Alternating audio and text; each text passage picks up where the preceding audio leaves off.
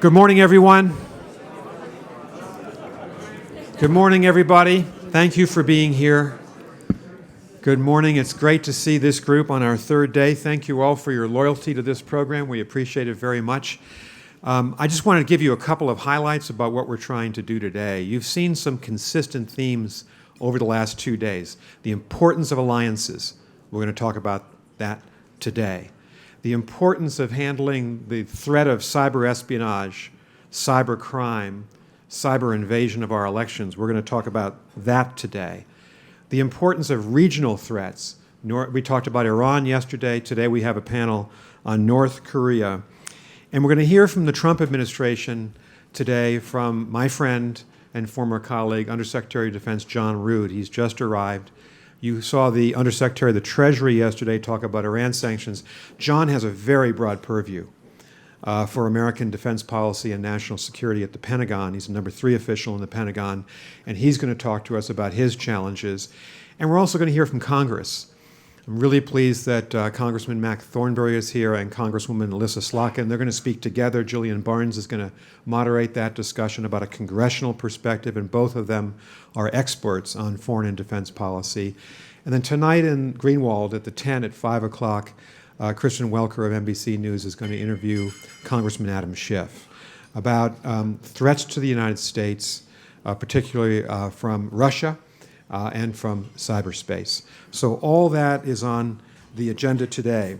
We're going to start today with a very important panel moderated by David Sanger of the New York Times.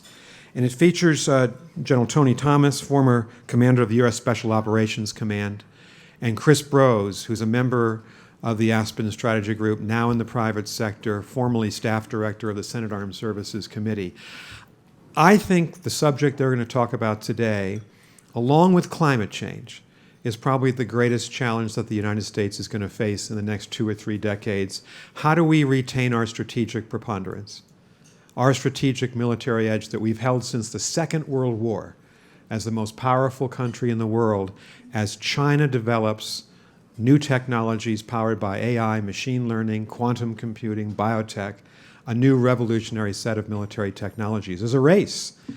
We talked about it here earlier in the week when the first day we arrived, and that's the subject of this panel. I can think of nothing more important for Americans than keeping our military as the #1 military in the world. And David and General Thomas and Chris are going to talk to us about that. Gentlemen, welcome. Thank you very much.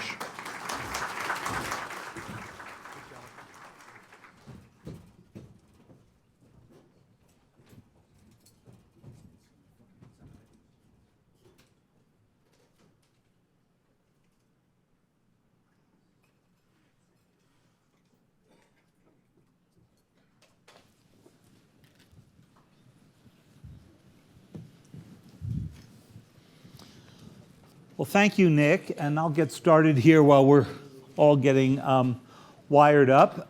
It's great to be back here in Aspen, and wonderful to see such a full room on the last day of the conference. This is the truly hardy crowd here who have giving their Saturday to another great set of discussions at the Aspen Security Forum. I'm delighted to be here with both General Thomas and with Chris Brose, 2 people who are perfectly suited for this conversation because they come at this with such different backgrounds. Chris, of course, was on staff director on Senate Armed Services Committee for so long and oversaw much of what that committee was doing to work through defense budgets, review defense operations, and think about the future. General Tony Thomas doesn't need any introduction other than the fact that he was commander of U.S. Special Operations Command and had a long, distinguished career and retired just a few months ago, right? 2 months ago. 2 months ago. So we have him fresh out of service here.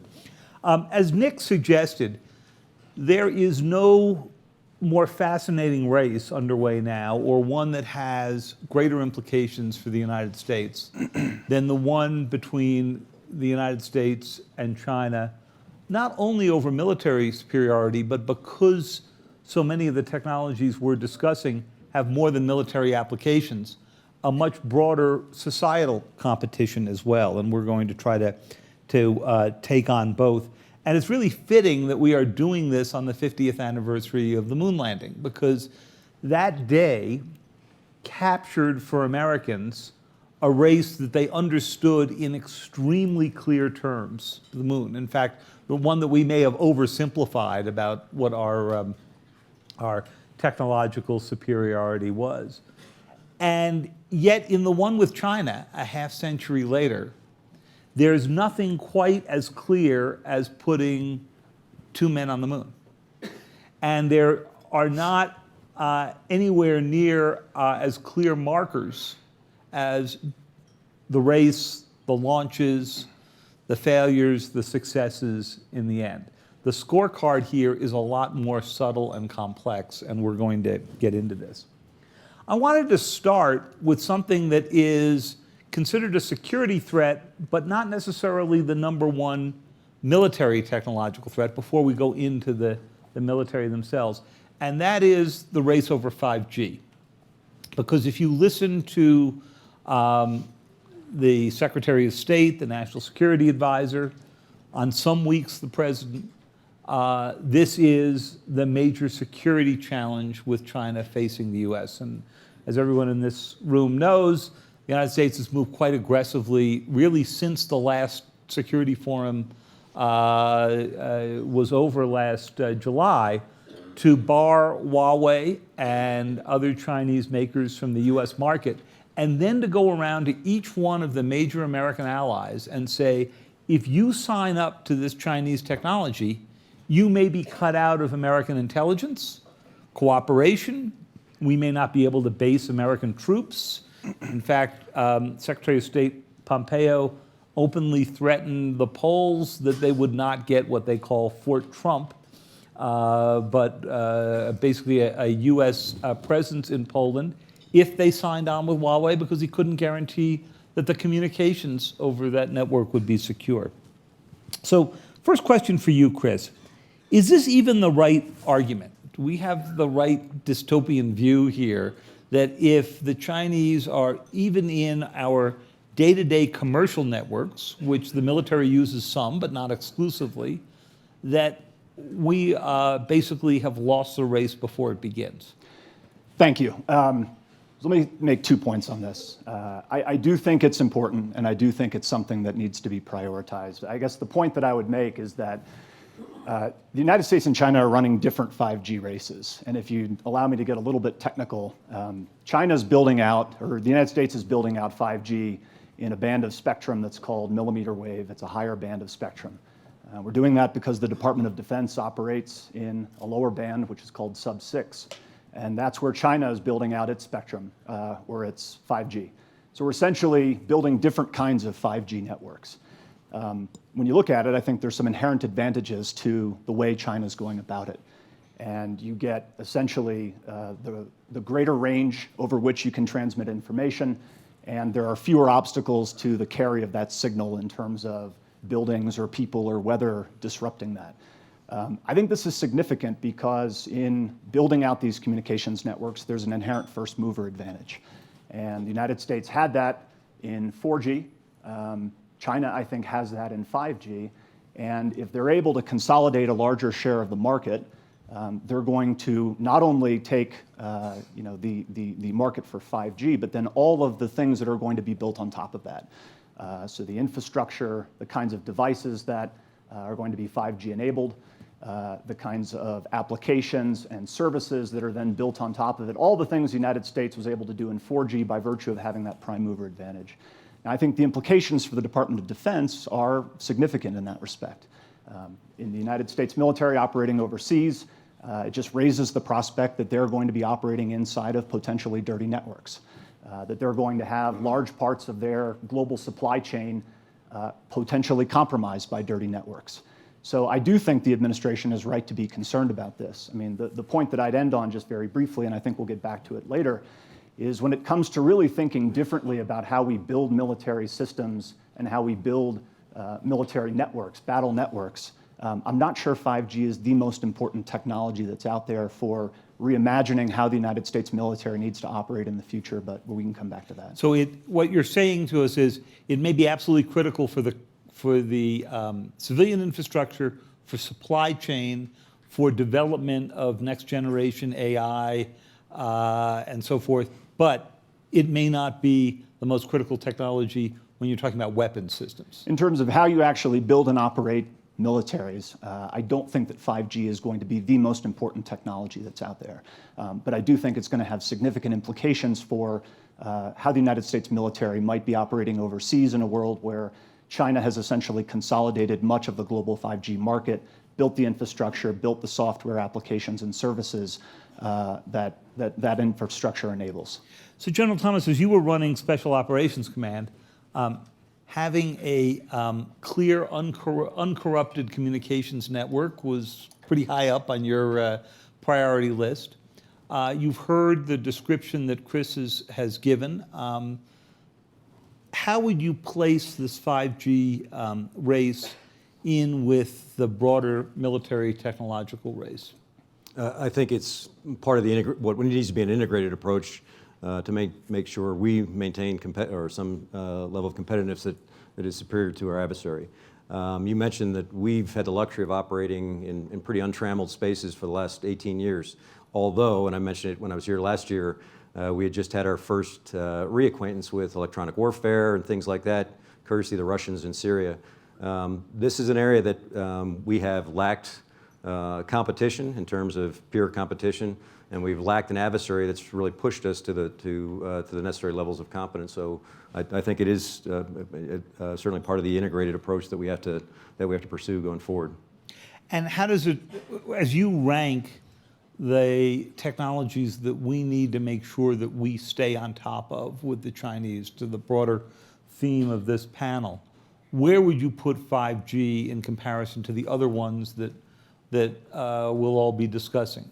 AI, quantum computing, everything that Nick named in the course of his introduction there. I don't know that you could accept risk. You can accept risk, but to your detriment if you don't want to compete in all those correlated spaces. 5G, as I would value it, enables artificial intelligence, which I think is the transformative and maybe revolutionary wave that we are riding right now, and certainly which the Chinese are pursuing. So to me, it's all interrelated, and I don't think you want to put markers down on less than substantial bets in the future that are going to play out.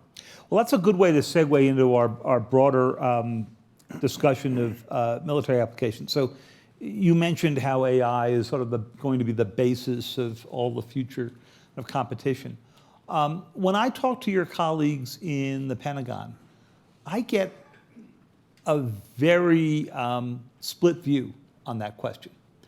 There is a group of futurists, people at the Office of Net Assessment, others who are thinking about the force 5 years from now or 10 years from now and saying you're going to have to adjust to a world in which decisions are frequently made by machine, or at least the data is lined up for it, that we're going to be moving at a much faster tempo and so forth. But then you go through the vast rest of the Pentagon, and you hear discussions about renewing weapon systems that we've had since the 1970s and the usual arguments with Congress about those. And you look at the budget, even the budget that the Democrats and Republicans recently passed on just in the past couple of days, and it's overwhelmingly for technologies to which you couldn't even retrofit AI applications. So talk to us a little bit, since you're just coming out of the warfighter territory, of how that looks, what you've got and what you think will have to be, what kind of systems we're going to have 5 or 10 years from now. Well, I think your sensing of the Department of Defense, and this is a personal opinion, but from my experience, is accurate in that initially there was great apprehension about data. We were afraid of data. It was all about protect the networks, which is certainly appropriate, but it was nothing about offensive application of data, leveraging data to the degree that we can. Again, we've got adversaries that are demonstrating that right now. You think of what the Chinese are doing from a security standpoint vis-a-vis the Uyghurs, internal state security, but what that might portend for the future. It's attention getting. We do have folks in the department. I'm one of them that thinks that AI applies to everything we're doing now and everything we're going to do in the future. I cannot find an exception. In fact, that's what I challenge SOCOM, that if you find an exception, please bring it to me, but you need to embrace that aspect going in, or we're going to have a divergent discussion. It implies we better educate ourselves. If you read McAfee and Brynjolfsson, most of our senior leadership suffers from the hippo complex. We're the highest paid person's opinion. We can spell AI, but we don't wrestle with it every day to the point where it hurts our head, but actually integrates it from a practitioner standpoint. But it applies, in my mind, to everything we're doing. We are behind in terms of embracing that. I was lucky to get kicked in the shin by Eric Schmidt back in the day to give me an assessment of where we were from SOCOM, and from that point on, we've been zealous about trying to integrate it. We've been able to do it to some scale in the current counterterrorist fight, but to your point, and this is why I think it's so important, we've had the luxury of decision-making that hasn't been as compelling as a peer adversary or an existential threat coming at us, where the speed of decision-making is almost unimaginable. And humans will fail in that effort if we don't leverage the machines to the level we can. It gets to that, that critical discussion point of man or woman in the loop, on the loop, et cetera. But I think it's going to become moot when we actually push to the point or to the definition of the speed of decisions that have to be made. So, Chris, give us a little bit of a reality check here. So you were living at that wonderful intersection between Pentagon realities and politics on Capitol Hill. Mm-hmm. So when you were staff director for the Armed Services Committee, first of all, how much of this modernization debate that we're discussing here, the application of AI, even the 5G issues we were discussing, future of computing, actually dominated the discussions of the Armed Services Committee and the broader Senate? I guess the diplomatic answer would be not nearly to the extent that they need to. Predominantly, we've got a defense budget that is built around exactly the kinds of traditional legacy systems that you referred to. We spend in excess of $700 billion a year on our military, and much of it goes to developing, buying, maintaining, crewing, those kinds of systems. Those kinds of systems are built across the United States, and there are a lot of vested interests in continuing to do that work. I think what's revolutionary about these technologies is that they're not going to make those kinds of systems incrementally better. They're ultimately going to displace them. And I think the greatest failing that I saw when I was in Congress and that I still see now, is just a complete lack of imagination, a failure of imagination for how these technologies are going to transform, should transform, how we build our military, how we operate it overseas. So to give us an example, we spend an enormous amount of time arguing over whether we need an additional 1 or 2 aircraft carriers. Right. What would your answer be to that as you look out to these technologies? I think we tend to have the argument over cost, right? So buying 2 aircraft carriers is probably cheaper per carrier than buying 1 aircraft carrier. To me, the question is effectiveness and survivability in the future.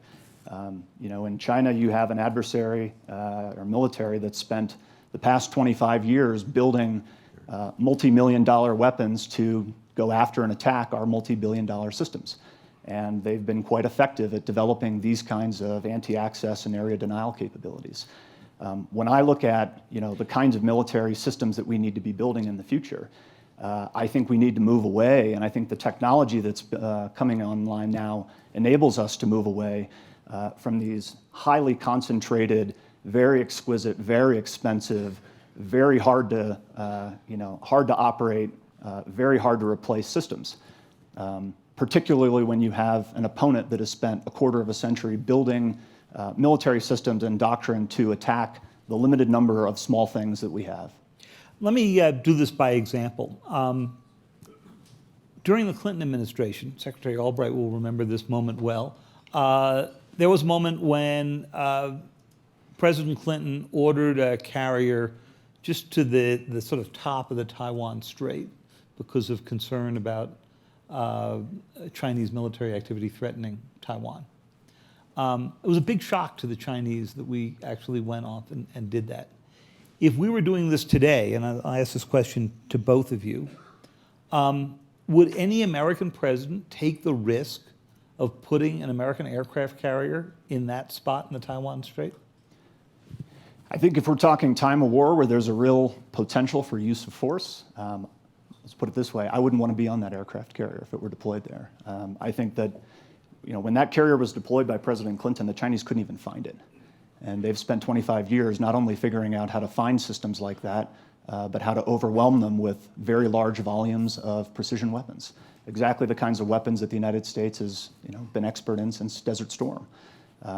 So your short answer is no. I think the future president of the United States would look hard at that and say the risk of a $14 billion system with 5,000 Americans on board ending up on the bottom of the ocean is not a risk he's prepared to take.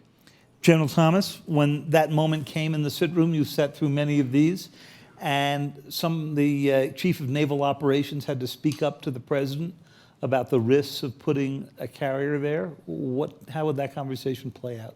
I think, unfortunately, and I'm an Army special operator, so don't take this as carrier bashing. I've spent a lot of time on aircraft carriers. I think they've been historically the greatest power projection platform that the country has owned and operated.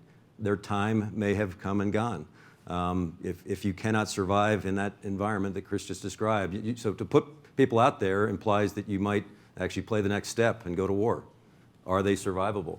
But the opportunity here, though, is it's not just because I know we mentioned AI.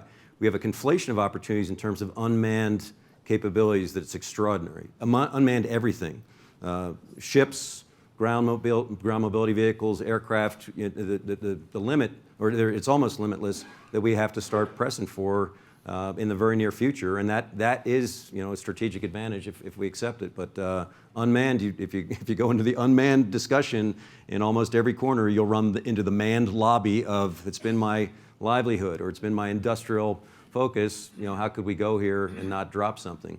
Well, it's time in my mind to accept that risk. And coincidentally, with the biggest budget we've ever had. So it's not a matter that we don't have the resources to recap and reorient on what we can and should have in the future. It's right now. The opportunity is right now. We can't afford just to iterate. You'll notice that the argument in Congress was overwhelmingly over the size of that budget and not really about reorienting it in the technologies that we're just discussing. I mean, I think this is a complaint one could make equally about Republicans and Democrats. Is that fair, Chris?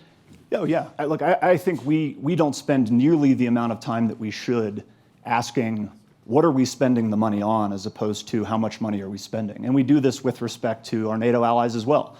The metric is 2% of GDP. I could imagine a 2% of GDP that's really good for us, and I can imagine a 2% of GDP that's not. We need to have the conversation and really put the focus on the shape and capability of the military that we want. Look, it's going to cost money. I'm not sitting here suggesting that the military I envision is going to cost 50% of what we're currently spending on national defense.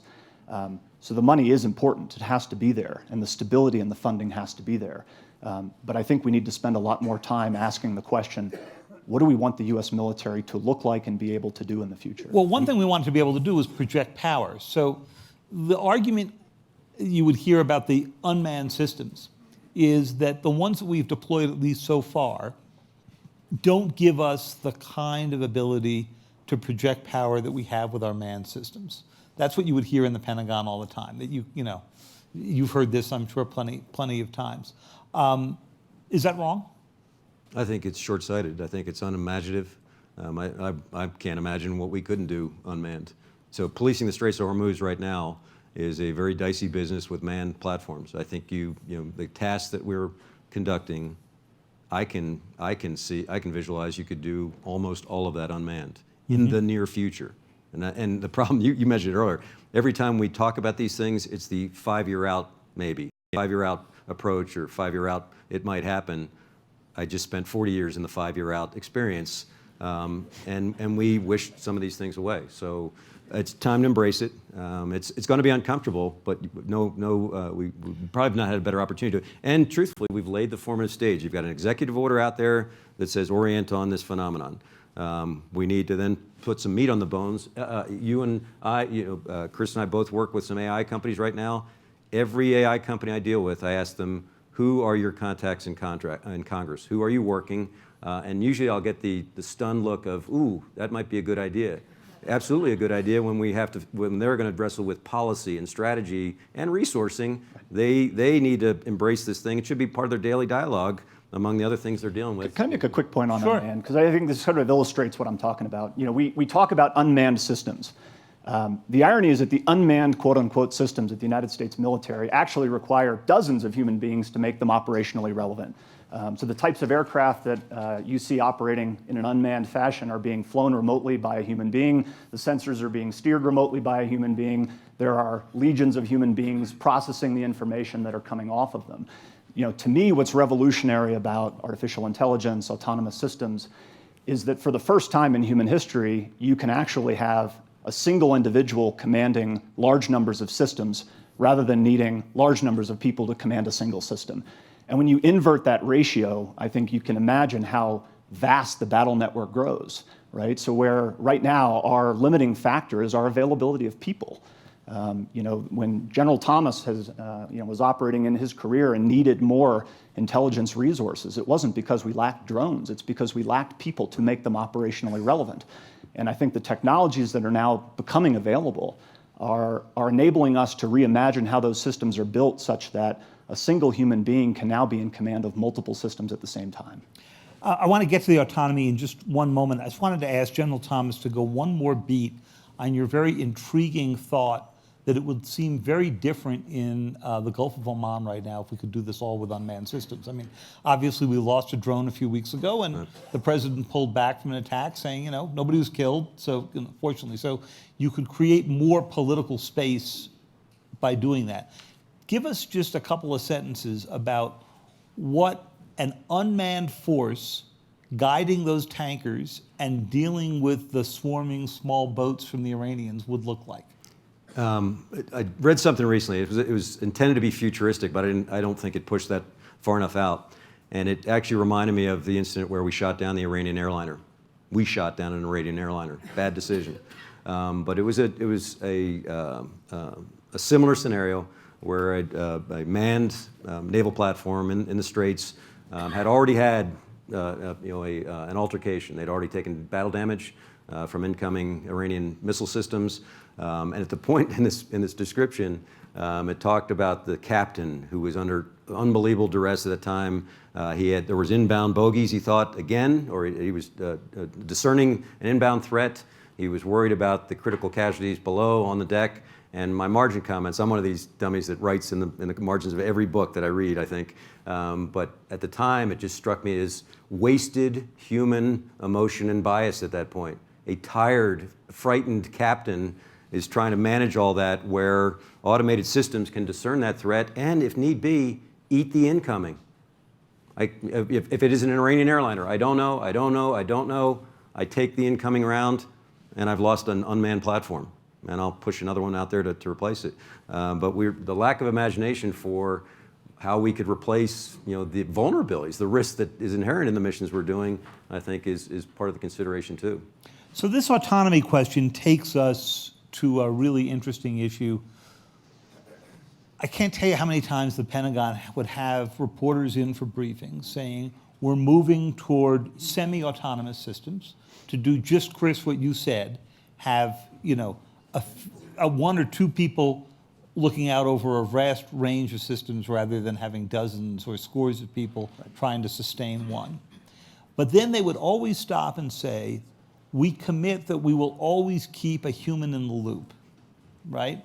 That the decision to pull the trigger will be made by a human being, not by machines that have been programmed limits left and right by the human being. We have not gotten similar briefings from the Russians and the Chinese, right?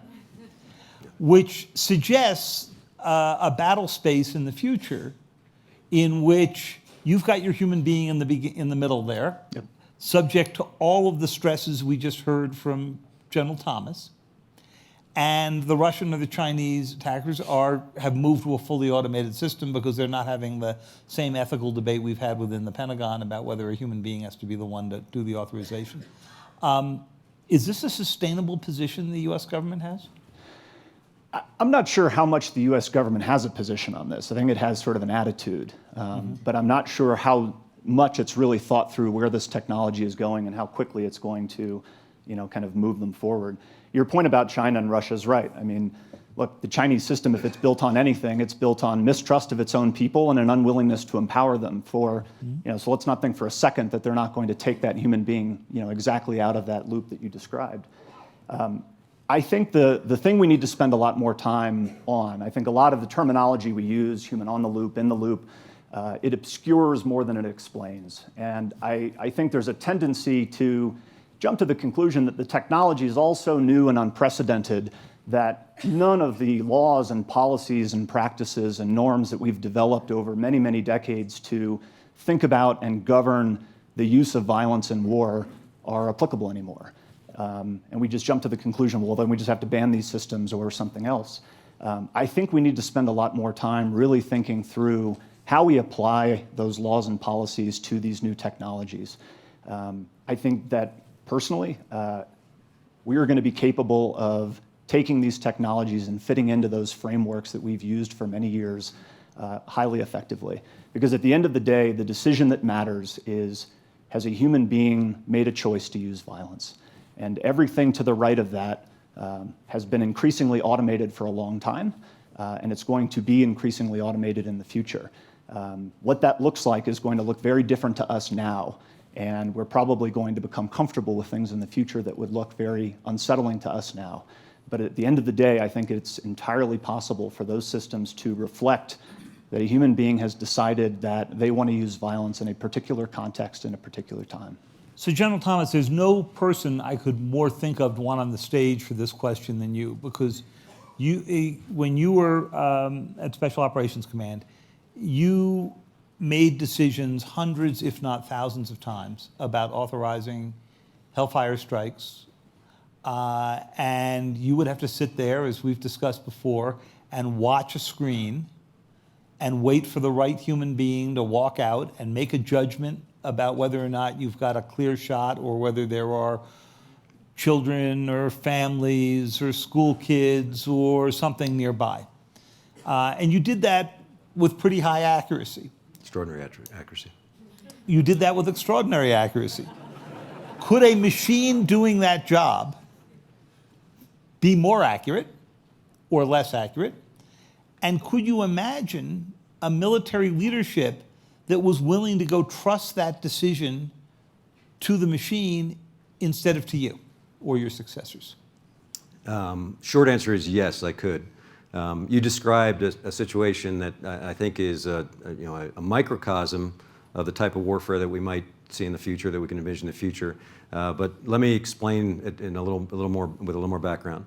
For the hundreds, maybe 1,000 strikes that I personally authorized, because we required a general officer to make that decision, there was always that little gremlin on my shoulder hoping we got it right. Because what it amounted to is what I call a God call. Someone was going to die there.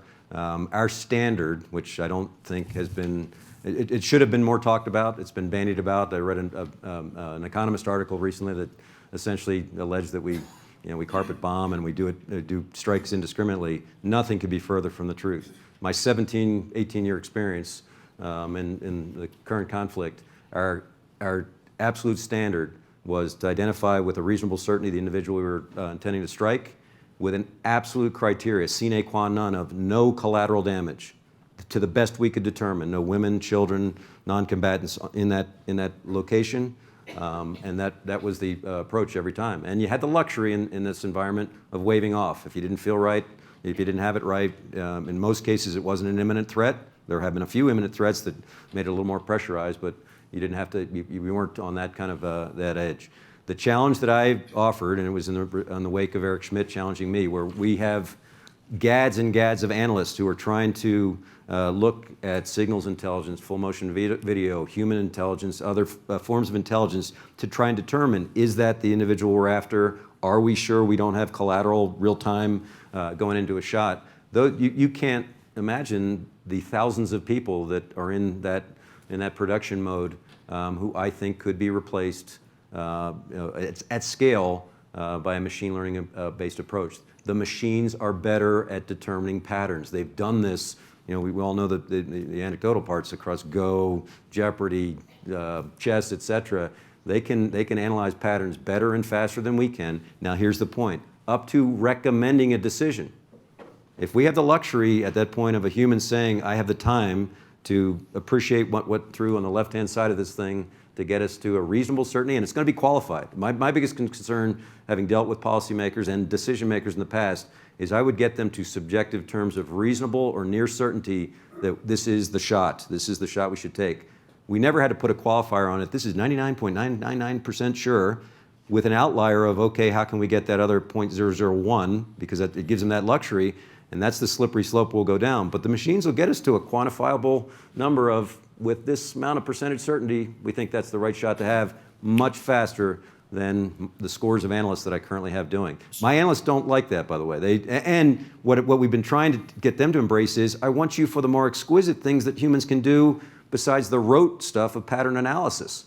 Pattern analysis is machine rote, enabled, and will relieve you of the burden of trying to, hand jam, literally, without a whole lot of automation, things that'll determine the patterns, and then you'll be able to do more refined analysis, and I'll be able to make better and quicker decisions on the top of that. Let's play ball. But basically what you're arguing for is, if you have the time, keep the human in the loop. If you don't, because you're facing a Chinese or some other kind of attack on a much broader scale, allow the system to act autonomously. I think you literally can design it that way. Mm-hmm. And some situations will be more pressing than others. But if we go to, the subject of this discussion, a toe-to-toe with the Chinese, I don't think they're going to allow us, decisions that aren't compressed in time and space to a scale that we haven't done lately. We don't have those kind of, we do. In the training centers, we have those kind of reps, and we try and drive ourselves to it. But we probably need to put that on steroids. Well, we have a few minutes for some questions, and while I have many more for these gentlemen, I don't want to dominate all the fun here. So, who do we have? Right back here, ma'am. The mic coming to you.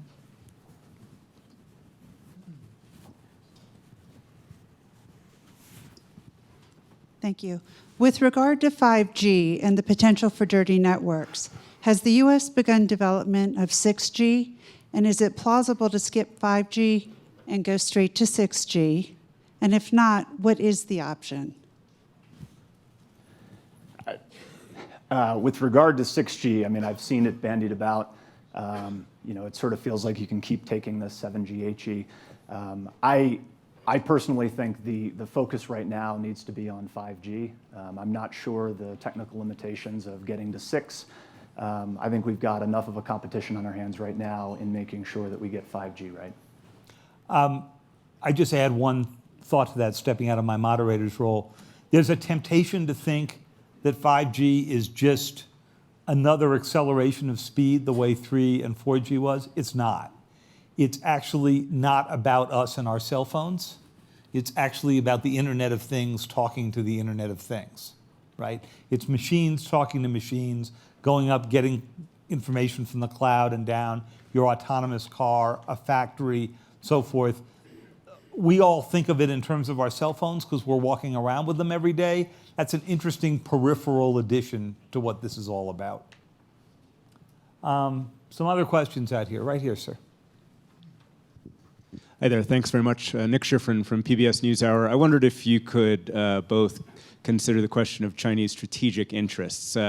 David brought up when the U.S. sent a carrier to the Strait. Obviously, the Chinese military and Chinese party leadership made a lot of decisions about their military after that point. Today, what is it that they want out of their modern military? Are they simply just trying to deter us from sending another carrier and kind of embarrassing them in the Strait? Or are they trying to, for example, take over Taiwan and make sure we can't do that prevent that from happening one day, or perhaps even more? So could you just talk about what you see as the strategic interests of China with their modernizing military? Thanks. Honestly, I think this is the great question. I think this is why we are in the kind of strategic competition that we're in. I think it's why we're in the kind of advanced technology arms race that we're in. I don't think that Washington has a clear answer to the question of what does China want. Personally, what concerns me most is that the appetite grows with the eating. And what they will say today is not necessarily the thing that they will want tomorrow when they are wealthier, more powerful, more capable. If you look at trends inside of their government, increasingly authoritarian, fewer people actually making decisions. And I think you see that pattern. We talked about Taiwan earlier. For years, that was the flashpoint of conflict. Taiwan has been largely on the back burner for a long time, but now the debate has shifted.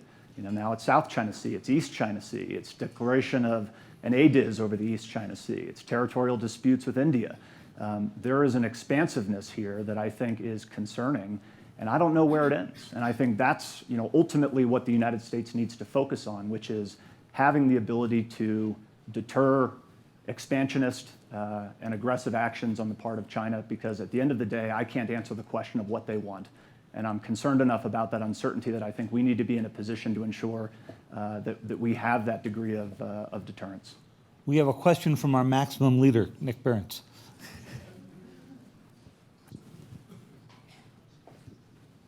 I asked Admiral Davidson the other night in Greenwald Tent whether or not he feared that China could surpass us in military power in the next decade or so, and he said he thought it was a possibility, if I understood him correctly. So my question to both of you, and really David to you as well, what's the probability that we might lose our technological military edge to China because of this race for technological power in the next decade or two?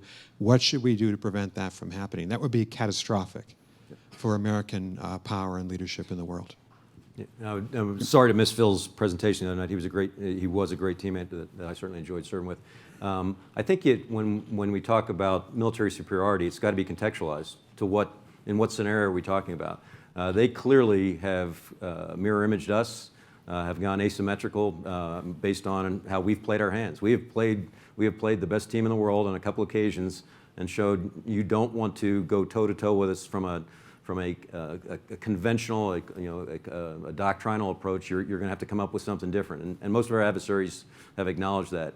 But they've then gone on to investing and developing where they have an asymmetrical advantage, so an advantage of sorts, not necessarily in the way we've usually quantified it.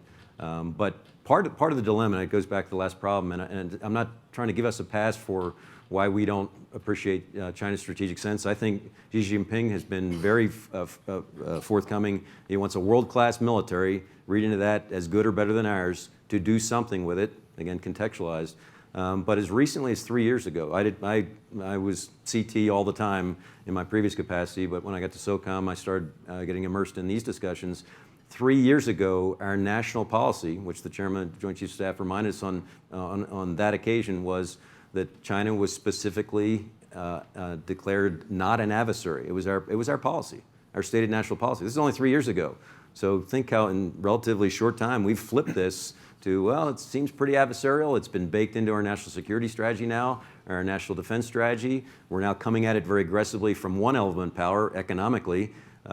Militarily, we've I think started to develop and are trying to keep pace with certainly the economic initiatives, and then our diplomatic and information space efforts better keep pace as well. So we're not as coherent as they are. They don't have that problem. Very coherent approach, a campaign design, a futuristic goal, and that's probably the cause of most of the anxiety, that they're moving out very coherently and with two huge advantages: resourcing, a lot of gads of money to it, and a data advantage right now that we can't even imagine. They are hoarding data and getting reps on data to a level that is unimaginable even to some of our major companies. Just to build on that real quick, to me, the fundamental problem in the United States right now is a lack of imagination. If I could change one thing, it would be that.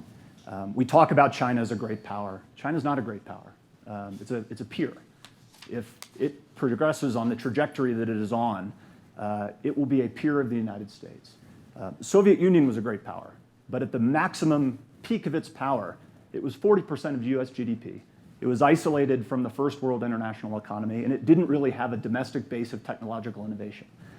Again, China could fall flat on its face tomorrow, but we can't assume that from the standpoint of US policy. So if it progresses, it will surpass US GDP in a decade. It has its own domestic technological innovation base. Yes, it's stolen much of it, but it's developing much of it on its own. and it's integrated into the world economy. The biggest thing that I see, and I go to a lot of meetings and a lot of dinners in Washington, and it has the feel of admiring the problem. China can imagine a world where they're dominant, where they have become preeminent in their region and they have become preeminent globally. Not only can they imagine it, they are building out national strategies to accomplish it, backed by hundreds of billions of dollars of investment. I don't see that level of urgency in the United States. And to me, it traces back fundamentally to the problem that we cannot imagine a world where we have been surpassed across the board, including militarily. We just somehow think, by virtue of the 30-year aberration of world history that we've just been living in, that it's all going to turn out well for us. And I hope that it will. But I think it's historically ignorant to assume that that's the case. I mean, we are dealing with something that we in the United States have not dealt with since the 1880s in terms of a peer competitor that has the potential of a GDP that equals us. There is literally no living historical memory in America for how to deal with that kind of problem. And I think we need to fundamentally expand our imagination and increase our level of urgency to get after this, or we will be passed. And two things, I was going to say two things that have to happen to enable it is domestically public-private partnership, which we've been chasing for too long, but it's got to be a two-way street. And the other part is that and you almost hate to admit this, but the irresistible nature of the Chinese advantage in terms of demographics and money, et cetera, drives a compelling discussion for the need to do this with allies. We're not going to have a balance of power or any semblance of balance of power if we don't have very, very concerted allied efforts, to match up to that juggernaut. And now just and in the future. just a final 2 seconds. I mean, it's not all doom and gloom, right? Yep. I think, look, we have tons of money. We have amazing technology. We have incredible human capital. We just keep blocking our own kicks. I mean, we need to get out of our own way. I think we have every systemic advantage, to be able to compete and compete successfully. And the very fact that we're now starting to compete, when I don't think we've really been competing at all, these are all good things. But boy, have we got to expand our imagination if we want to be successful. Nick, you were kind enough in your question to ask me my thoughts on this too, and I'll just give you 30 seconds because we're out of time here. One of the differences with the space race of 50 years ago that we're celebrating today is that we were then designing a space project that clearly was closely related to our missile program. And our thought was that the military advances and the space advances we made would then spill over to commercial technology. We are now in the world of the reverse, and the Chinese have embraced that more than anyone else has, which is that we're all about the commercial technology feeding the military application, which is what Mike Brown's doing at DIUX and many others are as well. And that's a very different kind of way to think about it, because we've been living in the assumption that the natural forces that we have in Silicon Valley and elsewhere will stumble to us being in the lead because it worked with Google and it worked with Microsoft Windows and it has worked with mobile computing. And the Chinese are going about it in a very organized way, much the way the Japanese tried to go at it in an organized way 30 years ago. And we're assuming somehow that they're not going to get there the way the Japanese sort of overplanned for this. I'm not sure that's the right assumption. Well, we are out of time, and we've got another great panel coming on cyber, so I thank you very much, and I thank both of you.